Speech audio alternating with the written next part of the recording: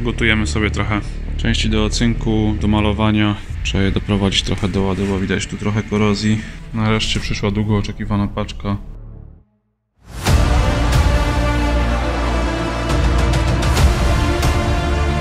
Niestety widać, że ten silnik przeszedł przez wiele rąk, bo składanie go ponowne, szukanie śrubek, to jednak jest to jakieś tam wyzwanie i jest to dość czasochłonne. Ma jakąś historię ten silnik, ale postaramy się to jakoś doprowadzić do ładu. Na filmie wygląda kiepsko, ale tu było bardzo dużo wżerów.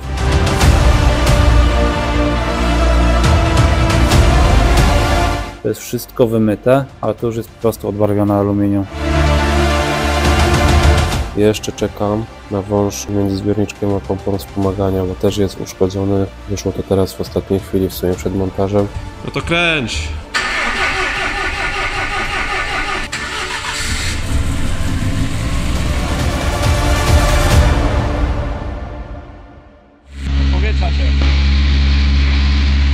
No i co, na dzień dzisiejszy mamy tak. Mamy silnik odpalony, zagrzany na oleju na przepłukanie. Olej został spuszczony, wymieniony na ten olej, na którym będziemy docierać silnik. A tutaj mamy taką mały prezent dla naszego klienta. Poprosiłem znajomego z Kreska Group, aby nakleił nam napis Martin.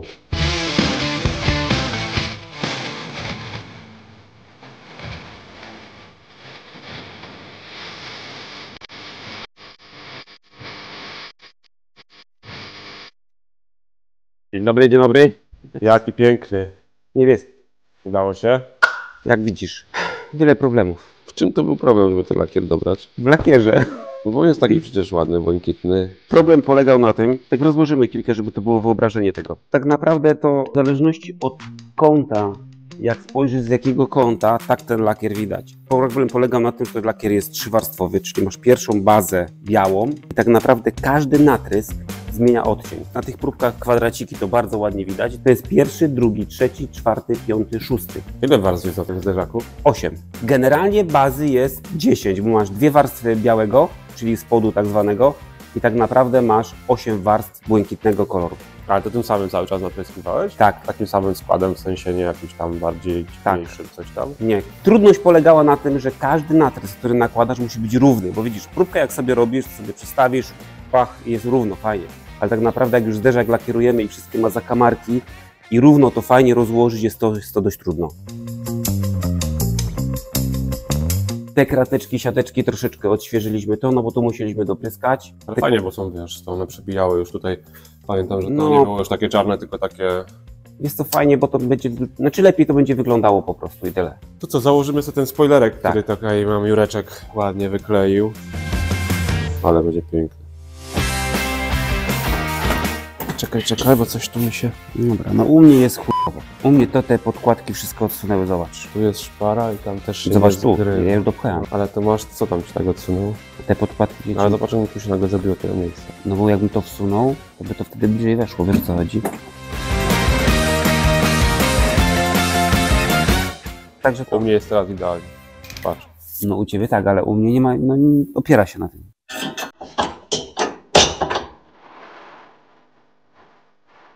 Aha, no bo ta belka jest, kurde, trochę krzywa, co nie? Trzeba ten stwornik cały wygiąć, spasować go po środku. Żeby on nie opierał się. Ściągamy? Tak. No bo w tym momencie to powinniśmy zrobić taką rzecz, zobacz. To powinno być w ten sposób, tak jak. Ja już chyba widzę problem.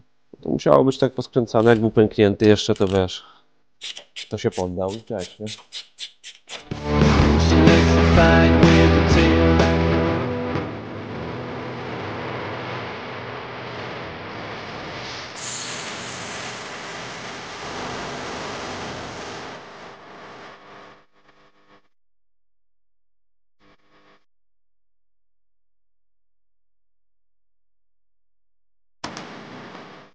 Teraz zobacz, ta blaszka, widzisz, ona nam, widzisz, siadło, co nie? No nie siadło, u ciebie też siadło, widzisz? Ja bym to tak chyba zostawił. No brakuje takie, no, centymetr, no, ale to nie za duży. Ale tutaj też tak jest. Ale to przez to, że są te chłodnice, no Tak. wszystko się wysunęło. Tak, ale no, to już nie jest tak na początku to wyglądało.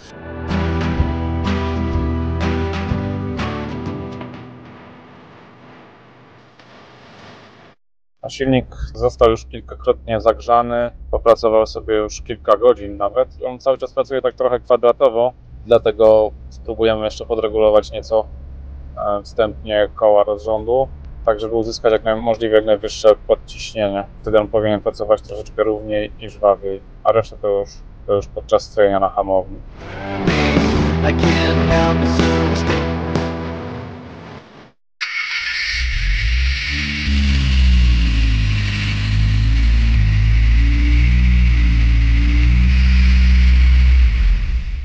Mamy sobotę, jest za 27 rano. W końcu doczekałem się jakiejś względnej pogody, jest sucho. Mogę wsiąść i zacząć docieranie silnika. W tej chwili Delta ma zrobione jakieś 60 km, bo jeździłem na jakieś próby, testy, była na geometrii kół i tak dalej. No ale chciałbym zrobić przynajmniej 500, dopiero wtedy wymienić olej i ją wystroić finalnie. Film ma trochę za wysokie obroty jeszcze, ale myślę, że to jakoś zwalczymy. No zobaczymy, ile się dzisiaj uda kilometrów zrobić.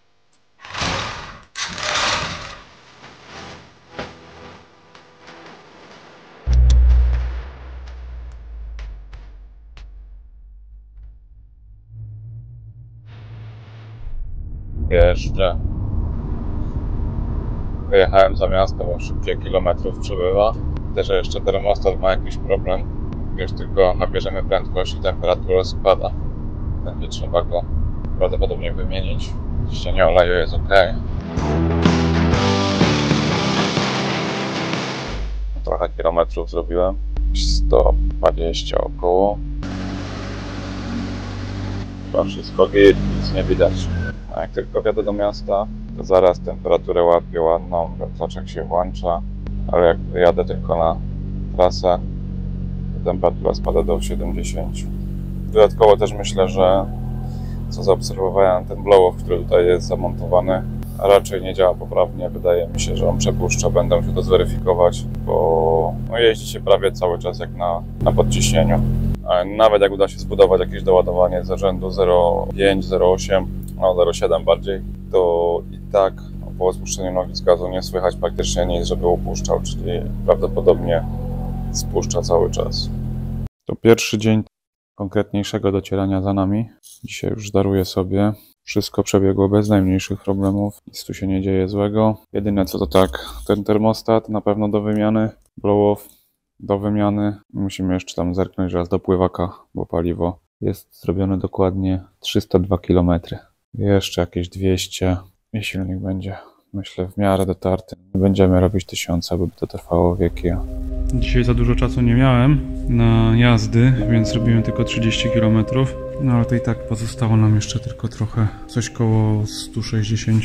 Dwie usterki musieliśmy przed całym docieraniem jeszcze usunąć. Pompkę sprzęgła, o której wspomniałem wcześniej, która była problemem. Chodziło o to, że pedał miał taki skok jałowy, około 1/3 wysokości. Pomimo odpowietrzania jakiegoś i podciśnieniowego i tradycyjnego z pompowaniem, nie dawało to rezultatu. Czasami była sytuacja taka, że musiałem 2 razy wcisnąć sprzęgło, żeby jedynka chciała wejść. Tak więc skończyło się na wymianie tej pompki. Problem był tutaj, po włożeniu nawet palca, czuć próg, czyli ona już wytarła się i musiała sobie ciągnąć lewe powietrze, no bo była też taka sytuacja, sprzęgło było w miarę odpowietrzone, powiedzmy, że było w miarę ok, chociaż ona od początku brało nisko. Ja myślałem, że to jest kwestia tego, że sprzęgło jest customowe, mówię, może coś nie zagrało do końca tak, jakbyśmy chcieli, ale to nie tu był problem.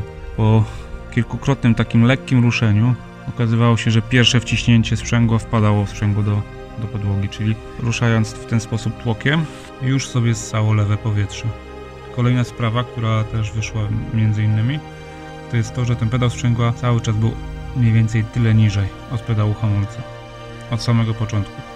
A teraz przy nowej pompce jest, proszę bardzo, jest równo. No i sprzęgło bierze za każdym razem, bierze w wysokości seryjnej. Także myślę, że tutaj jest git. Jest tylko ciutkę ciężej, ale wiadomo, bo docisk jest mocniejszy. Sam efekt jest naprawdę super. Jeśli chodzi o akcję z blow-offem, tam go widać. Zamontowałem ProPerfecta zamiast czegoś takiego, coś to było. To jest jakaś podróbka HKS-a, czy coś w ten deseń.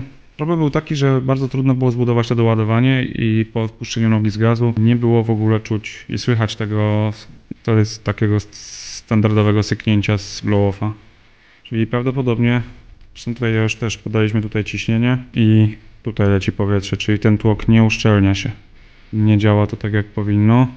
No stwierdziłem, że nie będę tego reanimował. Założyłem ProPerfecta, dorobiłem taki kruciec. I co, pierwsza rzecz, którą zauważyłem teraz po przejeździe, to auto zrobiło się znacznie żwawsze. Nie mówię tutaj o tym, że przybyło 50 koni, ale silnik stał się bardzo elastyczny i wskaźnik do ładowania zaczyna się ruszać cokolwiek już w okolicach 2900, 2800, koło 3000, a wcześniej trzeba było go ciągnąć pod 4, żeby w ogóle cokolwiek pokazał. Także myślę, że jakiś tam progres jest. No nic, no postaram się do końca tygodnia dotrzeć silnik. No tak cichutko sobie myślę, że może by się udało w sobotę zawieźć na strojeniu do Maćka, ale to jest takie 50/50 na razie.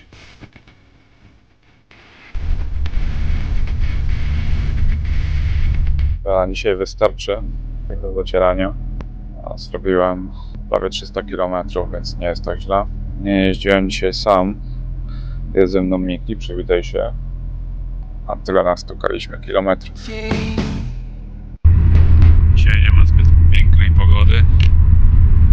No ale już stwierdziłem, że nie czekamy dłużej, aż łaskawie będzie świecić słońce. Zostało już tych kilometrów niewiele do zrobienia.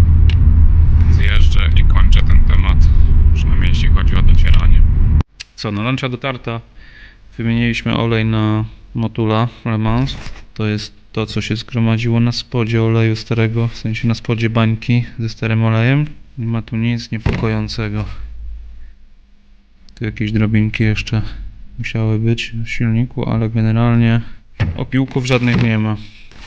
No, filtr jest też względnie czysty. Coś tu sobie jest, ale to zawsze jest po złożeniu świeżego silnika, choćby nie wiem jak był wymyty, to zawsze coś tam się w tym filtrze zbiera, no ale generalnie po to on jest. Jak widać od drugiej strony jest igiełeczka.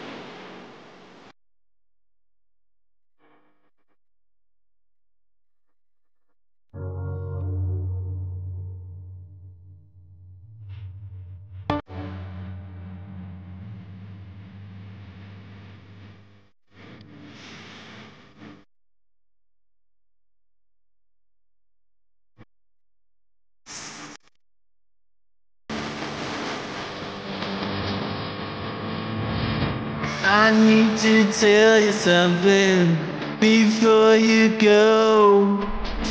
I won't back down for nothing, lighting up the glow. Don't let me. Szerokość. Dzięki. I want you now. Please help me out the crater. You have to tell me how. You gotta believe me, 'cause I'm counting up in search. I finally found you and I know this in my earth. You gotta believe me, 'cause I'm counting up this in my earth. You gotta believe me, 'cause I'm counting up in search. Desire's just about to burst.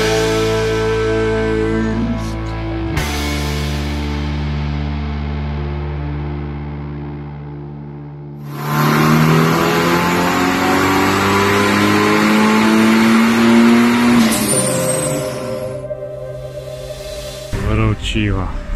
Cała i zdrowa.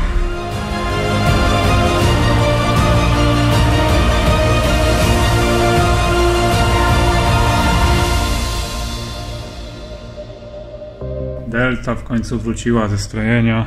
Możemy rozpocząć ostatnią fazę, czyli sprawdzenie wszystkiego, czy wszystko gra, uruchomienie klimatyzacji. Na strojeniu była takie bite 3 miesiące.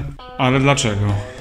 Powody były 3, tylko ciężko było je znaleźć. Pierwszy powód niskiego poziomu doładowania, gdyż ona na początku nie chciała generować więcej niż 1,15, 1,20 bara, był ten oto element. To jest oryginalny element tipa z turbosprężarki, czyli ten tak zwany czajniczek. Tutaj tą częścią montujemy na turbosprężarkę, tutaj wychodzi do filtra. I co się działo? Po wciśnięciu gazu do oporu, najprawdopodobniej w tym właśnie czajniczku budowało się jakieś podciśnienie lub bądź też nawet próżnia i nie chciało po prostu więcej zassać, więcej powietrza. Jest on tak skonstruowany, niby przelot jest dość spory, ale myślę, że przy tak dużym wirniku mogło powodować to po prostu brak powietrza w tym czajniczku. Powietrze nie było ukierunkowane, bo ono tutaj tak wpada przez ten otwór, no i kotuje się tutaj w koło tego drugiego otworu, jakby w tej puszce, więc być może tworzyło się jakieś takie podciśnienie. Pokażę, jak to zostało przerobione teraz. Tam na dole ten czajniczek został zastąpiony zwykłym kolankiem silikonowym. Plus jest taki, że przez to kolanko powietrze płynie w jednym kierunku, po prostu przez całą średnicę. A tutaj prawdopodobnie kręciło się to, kotłowało, a nie ssało do turbo. Więc to nam odblokowało jakiś tam poziom doładowania, już całkiem spoko było, gdzieś 1,35 bodajże. Oczywiście okazało się, że nie generuje mocy. Pomimo podwyższonego doładowania, auto nie chce zgenerować więcej mocy, dlatego te wykresy, które tam w międzyczasie wrzucałem na Facebooka, były takie po kroczku. Więc drugim problemem okazał się katalizator.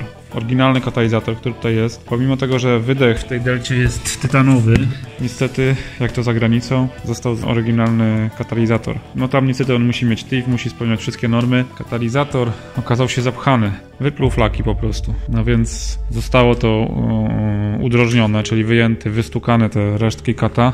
Został zamontowany z powrotem jako puszka. No i to już otworzyło drogę do grubszego doładowania, powyżej 1,5 bara, ale pojawił się kolejny problem. Kolejnym problemem było to, że najprawdopodobniej ktoś już przed nami, ten ktoś, kto to stroił wcześniej, już szukał doładowania. Dlaczego nie ładuje? Ten wastegate był tak dokręcony mocno i w nim była tak mocna sprężyna, że on prawdopodobnie nigdy by się nie otwarł. Myślę, że 3 bary to by nabiło i on by się nie otworzył. Oczywiście wastegate jest jakiś, no ciężko powiedzieć co to jest, bo ma swój wiek i nie jest to wastegate, który można kupić w tej chwili w każdym sklepie tuningowym, więc ciężko było dobrać sprężynę, która by tam pasowała. Chłopaki musieli tam Maćka na miejscu roztoczyć tą obudowę, dopasować jakąś sprężynę, która by tam działała, skręcić to z powrotem.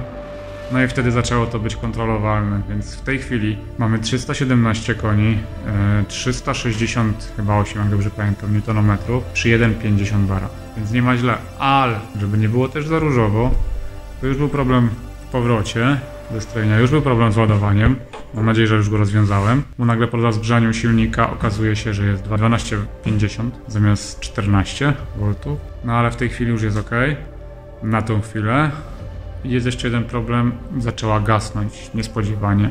Wpuszcza się nogę z gazu, auto gaśnie i później trzeba długo kręcić, żeby odpaliło. Więc problem za problemem, tu jest dużo rzeczy elektrycznych, które z racji tego, że było grzebane we wszystkich możliwych miejscach przez wszystkich właścicieli, no ciężko będzie tutaj dojść ładu. Będę szukał rozwiązania.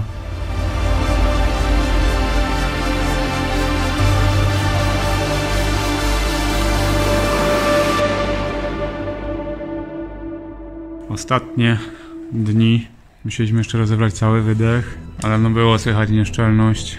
Tam oczywiście urwały się 2 szpilki, trzeba było wyciągać całe żeliwo, rozwiercać i tak dalej. Musieliśmy też wymienić jeszcze czujnik ciśnienia oleju i AGT, ponieważ też oczywiście nie działały. AGT było już z autem, ale nie było podłączone, więc już wiem dlaczego. Czujnik ciśnienia dołożyłem, ale coś mu było nie tak i nie chciał działać.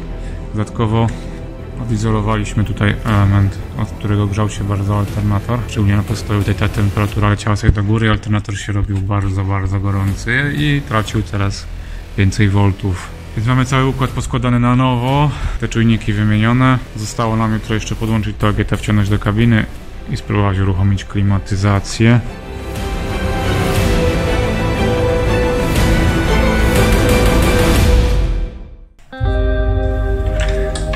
Tu jest stare AGT, które nie działało, tu już mamy nowe.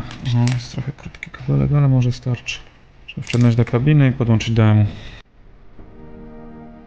Tak, to jest winowajca. Przecięty kabel od pompy paliwa dotykał do koła wspomagania i czasami sobie robi zwacie. Dlatego przy dodawaniu gazu przeważnie występowała ta awaria, bo silnik się przesuwał i dotykał do kabla. Takie smaczki.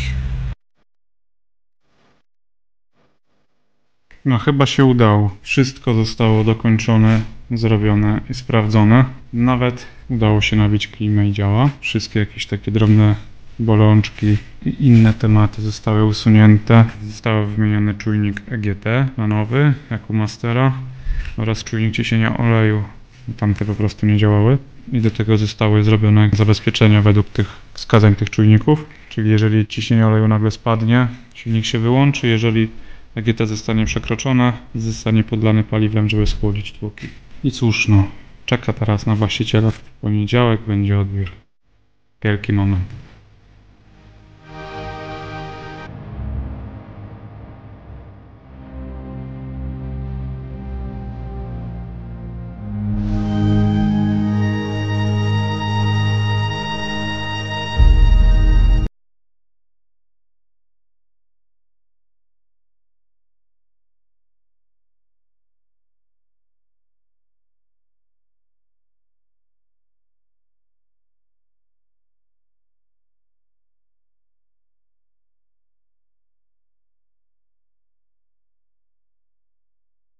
Miało być łatwo i przyjemnie, ale wyszło trochę bardziej skomplikowanie. Pracy było dużo, samochód był u nas 13 miesięcy, aż się do niego przyzwyczaiłem.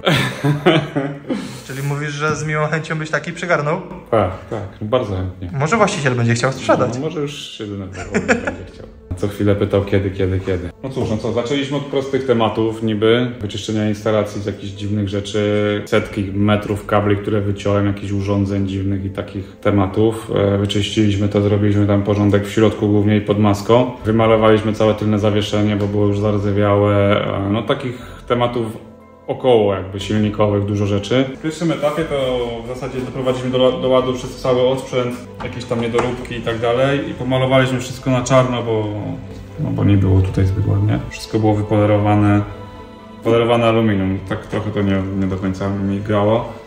Więc jak już było coś rozbierane, to było od razu malowane, czyszczone tak, żeby miało to ręce i nogi. I to wszystko jak zrobiliśmy już sobie, przenieśliśmy akumulator z powrotem z bagażnika tutaj, bo tam był wyeksmitowany. Nadszedł czas strojenia, no i co? No i na pierwszym strojeniu silnik niestety się poddał, zatarł się wał. No i to był taki trochę ząg. Co z tym zrobić? Przyczynę znaleźliście? Dlaczego mogło się tak stać? Tak, wał był po 4. bodajże szlifie już. Tego wału się nie szlifuje. No, jeden szlif to jest taki maks przy seryjnym silniku, gdzie to jeszcze jeździ. A im dalej, tym gorzej. No. Wymieniliśmy tłoki z 8.0 na 9.0. Naprawiliśmy wałki rozrządu, bo jak zacierał się dół, to wyparła się też góra. Okazało się, że głowicy nie da się naprawić, bo są gwinty powyrywane w stopkach wałków i niektóre były naprawiane, niektórych się nie dało już naprawić, więc trzeba było załatwić drugą głowicę. Tak naprawdę ze starego silnika zostały nam kolektory, turbina i te naprawione wałki. Nie? Ale jeśli chodzi o wnętrze, to praktycznie wszystko jest wymienione. Dlatego tyle to trwało, bo zorganizowanie tych części i doprowadzenie ich do ładu i poskładanie jest czasochłonne. No ale finalnie udało się to wszystko poskładać, doprowadzić do ładu. Jeszcze musieliśmy naprawić też sprzęgło, które się spaliło i w zasadzie nie było już do naprawy, bo tam była ta tarcza napylana z piekiem. Mało kto to w Polsce w ogóle robi i ona jest taka naprawdę zero-jedynkowa. Bardzo ciężko to sprzęgło chodziło i łapało praktycznie, tak jak mówię, 0,1, czyli jazda po mieście, tragedia. Udało się nam takie sprzęgło skombinować, chłopak nam zrobił na wymiar na okładzinie kewlarowej. Nawet na koniec udało się uruchomić klimatyzację, czego, że tak powiem, w zleceniu nie było, ale stwierdziłem, że jak się da, to zrobimy. Jeśli chodzi o kondycję teraz silnika, no to myślę, że wyszło całkiem przyjemnie, bo na wyższych obrotach podchodzi pod 8 barów ciśnienie oleju, gdzie wcześniej miał może 3, a na wolnych ma 3,5 bara, 3,5, gdzie wcześniej miał 0,5. Wynik jest jaki jest, niby wszyscy liczyli na więcej, bo turbina by dała radę, ale z racji tego, że jest taki malutki kulerek i wlot do niego jest tak mały, te 318 koni, które wyszły, to jest taka moc bezpieczna. Podobno ten samochód się albo kocha, albo nienawidzi. Tak, to jest prawda. Ma mnóstwo jakichś bolączek i niedoskonałości. Niektórzy to po prostu biorą na klatę, a inni tego samochodu po prostu nie mają. Nie? Czyli co, najwyższa pora może go odpalić, zobaczyć, jak to gada.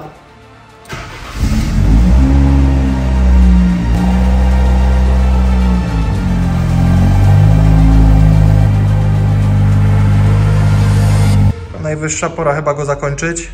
No i co, czekamy na właściciela? Przyjeżdża w poniedziałek, czyli po weekendzie. Zapraszamy kolejnych. Bardzo chętnie. A z tym oto egzemplarzem się żegnamy.